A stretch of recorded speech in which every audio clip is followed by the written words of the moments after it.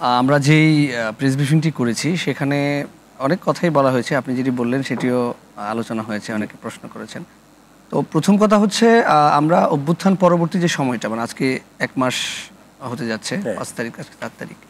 তো এই সময়টা আসলে কেমন গেল এটা আমি যদি বলি যে এই সময়টা আমরা আসলে আমাদের বৈষম্য বিরোধী ছাত্র আন্দোলনের যে জায়গা, আমরা কিন্তু স্থির হতে পারি নাই।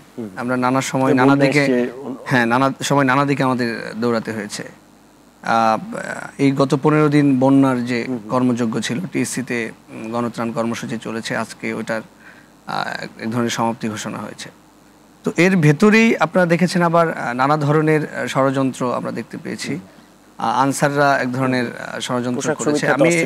আমি এখানে আরেকটি দুর্ঘটনা ঘটেছে। আমাদের একজন ভাই, যিনি সেদিন আনসারদের সেই আনসার দ্বারা আঘাতপ্রাপ্ত হন এবং আজকে তিনি ঢাকা মেডিকেল কলেজে তার মৃত্যু হয়। তো খুবই দুঃখজনক একটি ঘটনা। আমরা এর নিন্দা জানাই এবং যারা দোষী তাদের শাস্তি দাবি করছি।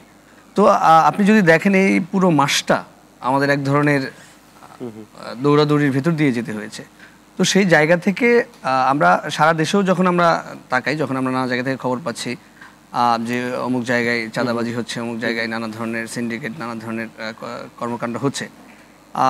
পরশুদিন আমাদের এই বঙ্গবাজারে ঢাকা বিশ্ববিদ্যালয়ের সাংবাদিক সমিতির বর্তমান সভাপতি আলসাদি ভুঁইয়া, তাকে কিন্তু ব্যাপক বেদমভাবে মারা হয় একজন, এবং তার সাথের একজনকে তার আঙুল কিন্তু কেটে দেওয়া হয়। আমরা হসপিটালে গিয়েছিলাম। মানে আপনি বুঝতে পারছেন পরিস্থিতির ভয়াবহতা কতটুকু। সাকিব ভাই যেটা বললেন যে একদল তারা সংগঠিত গ্রুপ, তারা মনে করছে যে তারা হয়তো ওই বিগত ফ্যাসিস্ট সময়ের যে বাস্তবতা ছিল, তারা এক ধরনের সিন্ডিকেট করে চাঁদাবাজি করে যে এক ধরনের বাস্তবতা তারা চালু রেখেছিল, সেটারই মনে হয় রিপ্লেসমেন্ট তারা করতে চাচ্ছে।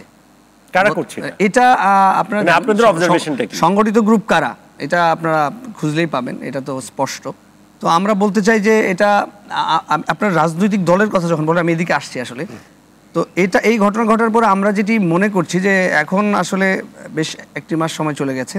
তো আমরা কিন্তু প্রেস ব্রিফিংয়ে আরও একটি কথা বলেছি, আমরা আগামী 6 তারিখের পর থেকেই আমরা সারা দেশের বিভাগীয় শহরগুলো এবং পর্যায়ক্রমে জেলা উপজেলা শহরগুলোতে কিন্তু আমরা বৈষম্য বিরোধী ছাত্র আন্দোলনের পক্ষ থেকে আমরা সফর করব, এবং এই সফরকে কেন্দ্র করে আমরা কিন্তু ফ্যাক্ট ফাইন্ডিং কমিটি গঠন করার উদ্যোগ নিচ্ছি।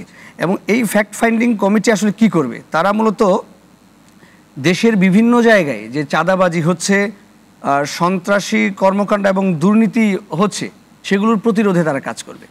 এই যে কর্মকাণ্ডটি, এর ভেতর দিয়ে মূলত ছাত্র জনতা সিদ্ধান্ত নিবে যে তাদেরকে আসলে তাদের কাদের দরকার আগামী বাংলাদেশ সংস্কারের জন্য, আগামী বাংলাদেশ পুনর্গঠনের জন্য।